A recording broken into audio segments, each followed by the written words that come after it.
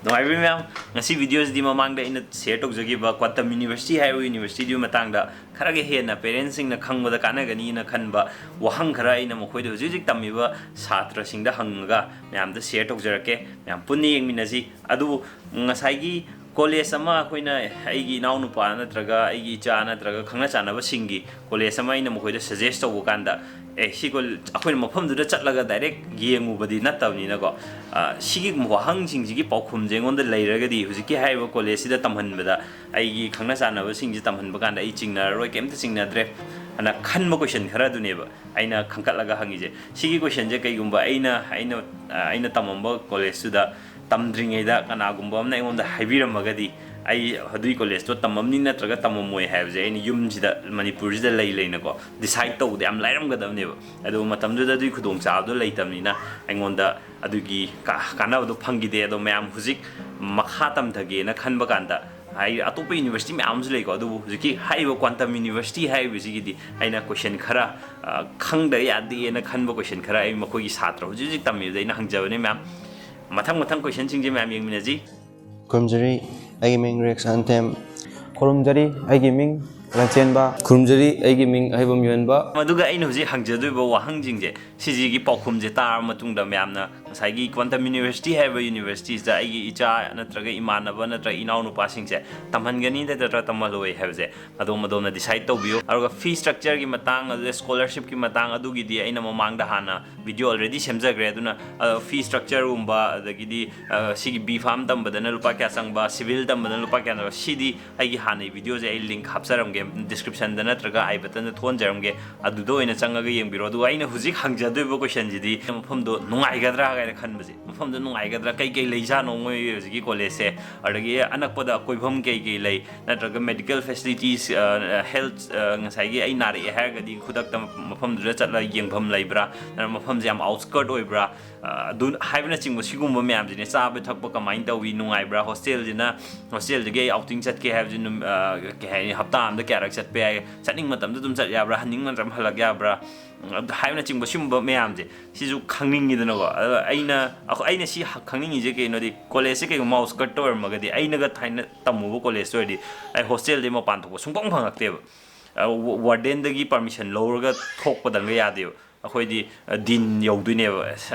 class teacher दगी ओंग सोई लौनी अरे hostel warden दे ओंग लौनी अदे दी दिन दे ओंग लौनी अनमाइन लौरगा थोक्थनेबा आइना हॉस्टल ले मपान आउटिंग चट के नत्रगा मफम अमदगा कोइबा चलुगे हारगदी अदुमाइना प्रॉब्लम याम लैबा मफम ला हाइबना चिंगबजे खंगनबै दमकता हंगजाबो क्वेश्चन सिंगने मथंग मखोइ द खुमनजरागे मैम येंगमिनारजे दुदी अरुगा मैम जु डिसाइड तो लाइनबा ai Manipur dagini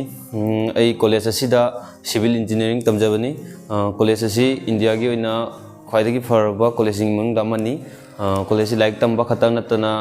top ate topa sana khona ba sports adagi singing adagi dance loina extracurricular mayam loina suna dum phange tare adagi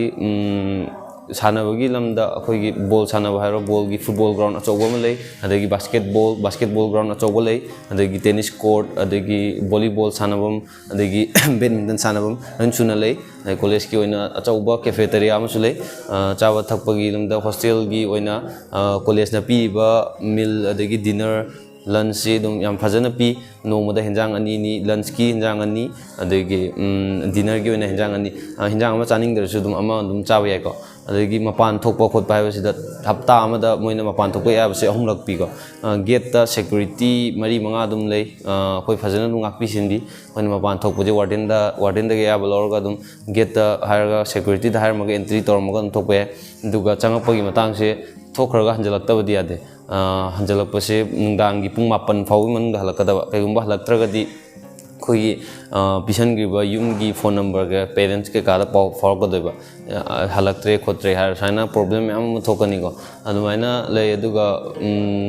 numit kuding gi dum hostel da biometrics thame biometrics se khon nam dane khoi se biometrics namau draga di khoi je adum mapan thokta wer su kaw duna kai gumba biometrics namau da tar di adum yum da dum phone tore di dum khangam ani myam su na college se dum fo college ni myam su tambir lo ye tamaga khangani sida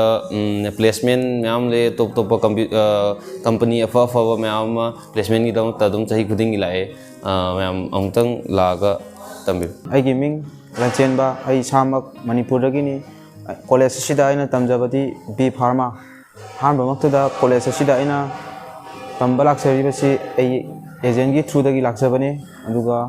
ꯑꯅꯤꯁꯨꯕꯗ college ꯑꯁꯤꯒꯤ ꯆꯥꯕ ꯊꯛꯄ ꯀꯩꯁꯨ ꯀꯥ ꯍꯦꯟꯅ ꯅꯨꯡꯉꯥꯏꯇꯕ ꯑꯣꯏꯗꯦ ꯅꯨꯡꯉꯥꯏ ꯑꯍꯨꯝꯁꯨꯕꯗ ꯀꯣꯂꯦꯖ ꯑꯁꯤꯗ ꯇꯥꯛꯄꯤꯔꯤꯕ ꯇꯝꯕꯤꯔꯤꯕ ꯑꯣꯖꯥꯁꯤꯡ ꯑꯗꯨꯛꯀꯤ ꯃꯇꯤꯛ ꯐꯖꯅ ꯇꯥꯛꯏ ꯑꯗꯨꯕꯨ ꯑꯩꯈꯣꯏꯅ ꯀꯥ ꯍꯦꯟꯅ ꯍꯤꯟꯗꯤ ꯈꯪꯂꯨꯗꯕꯅ ꯃꯔꯝ ꯑꯣꯏꯕꯅ ꯊꯥ 2-3ꯃꯨꯛꯀꯤ ꯆꯥꯡꯗꯤ ꯑꯗꯨꯝ ꯉꯥꯎꯋꯦ ꯑꯣꯖꯥꯅ ꯇꯥꯛꯄ ꯄꯔꯥꯁꯤꯡ ꯈꯪꯗꯦ ꯑꯗꯨꯒ ꯑꯗꯨꯒꯤ ꯃꯇꯨꯡ ꯊꯥ 2-3ꯒꯤ ꯃꯇꯨꯡꯗꯗꯤ ꯑꯗꯨꯛꯀꯤ ꯃꯇꯤꯛ ꯑꯣꯖꯥꯅ ꯇꯥꯛꯄꯤꯔꯤꯕ ꯑꯁꯤ ꯚꯥꯞ ꯇꯥꯏ ꯑꯣꯖꯥꯅ ꯑꯗꯨꯛꯀꯤ ꯃꯇꯤꯛ ꯐꯖꯅ ꯇꯥꯛꯄꯤ ꯑꯗꯨꯛꯀꯤ ꯃꯇꯤꯛ ꯒ꯭ꯌꯥꯟ ꯇꯥꯏ ꯀꯥ ꯍꯦꯟꯅ ꯅꯨꯡꯉꯥꯏꯇꯕ ꯑꯣꯏꯗꯦ ꯊꯦꯡꯛ ꯌꯨ ꯑꯩꯒꯤ ꯃꯤꯡ ꯔꯦꯛꯁ ꯑꯟꯊꯦꯝ ꯑꯩ ꯃꯅꯤꯄꯨꯔꯗꯒꯤꯅꯤ ꯑꯩꯒꯤ ꯀꯣꯔꯁ ꯁꯤꯚꯤꯜ ꯏꯟꯖꯤꯅꯤꯌꯥꯔꯤꯡꯅꯤ ꯀꯣꯂꯦꯖ ꯑꯁꯤꯒꯤ ꯃꯇꯥꯡꯗ ꯑꯐꯕ ꯈꯔ ꯍꯥꯏꯌꯨ ꯍꯥꯏꯔꯗꯤ ꯀꯣꯂꯦꯖ ꯑꯁꯤ ꯇꯝꯕꯗ ꯅꯨꯡꯉꯥꯏ ꯑꯗꯨꯝ ꯑꯐꯕꯁꯤꯡꯒꯤ ꯃꯅꯨꯡꯗ ꯑꯃꯅꯤ ꯑꯣꯖꯥꯁꯤꯡ ꯂꯥꯏꯔꯤꯛ ꯇꯥꯛꯄꯒꯤ ꯃꯑꯣꯡꯗ ꯍꯥꯏꯔꯒꯗꯤ ꯑꯣꯖꯥꯁꯤꯡ ꯑꯗꯨꯝ ꯍꯤꯟꯗꯤ ꯅꯠꯇ꯭ꯔꯒ ꯏꯪꯂꯤꯁꯇ ꯑꯅꯤꯃꯛ ꯇꯥꯛꯑꯦ ꯑꯗꯨꯝ ꯒ꯭ꯌꯥꯟ ꯇꯥꯕ ꯉꯝꯃꯦ ꯍꯤꯟꯗꯤꯅꯕꯨꯗꯤ ꯑꯅꯝꯕ ꯃꯇꯝ ꯇꯥꯛꯑꯦ ꯑꯗꯣ ꯊꯥ 2 ꯈꯔ ꯂꯩꯔꯒꯗꯤ ꯑꯗꯨꯝ ꯍꯤꯟꯗꯤ ꯇꯥꯛꯄꯗꯣ ꯑꯗꯨꯝ ꯒ꯭ꯌꯥꯟ ꯇꯥꯕ ꯉꯝꯃꯦ ꯂꯥꯏꯔꯤꯛꯀꯤ ꯃꯔꯝ ꯅꯠꯇꯕꯗ ꯍꯥꯏꯗꯤ ꯁ꯭ꯄꯣꯔꯠꯀꯤ ꯍꯤꯔꯝꯗꯁꯨ ꯑꯗꯨꯝ ꯐꯦꯁꯤꯂꯤꯇꯤꯁ ꯐꯖꯅ ꯄꯤ football basketball table tennis badminton ꯑꯗꯨꯝ ꯁꯥꯟꯅꯕ ꯐꯪꯉꯦ ꯀꯣꯏꯐꯝ ꯍꯥꯏꯗꯤ ꯚꯦꯀꯦꯁꯟꯒꯤ ꯃꯇꯥꯡꯗ ꯀꯣꯏꯐꯝ ꯍꯥꯏꯔꯒꯗꯤ ꯑꯗꯨꯝ ꯃꯐꯝ ꯐꯖꯕ ꯂꯩ ꯁꯝꯅ ꯍꯥꯏꯔꯕꯗ ꯃꯨꯁꯣꯔꯤ ꯍꯔꯤꯗꯋꯥꯔ ꯑꯗꯨꯝ ꯗꯦꯍꯔꯥꯗꯨꯟ ꯔꯨꯔꯀꯤ ꯑꯗꯨꯝ ꯀꯣꯏꯕ ꯌꯥꯏ ꯁꯤ ꯍꯥꯏꯔꯒ ꯑꯩ ꯂꯣꯏꯁꯤꯟꯅꯕ ꯇꯧꯖꯒꯦ ꯊꯦꯡꯛ ꯌꯨ ꯃꯁꯤꯅꯤ ꯃꯌꯥꯝ ꯌꯨꯅꯤꯚꯔꯁꯤꯇꯤ ꯑꯃ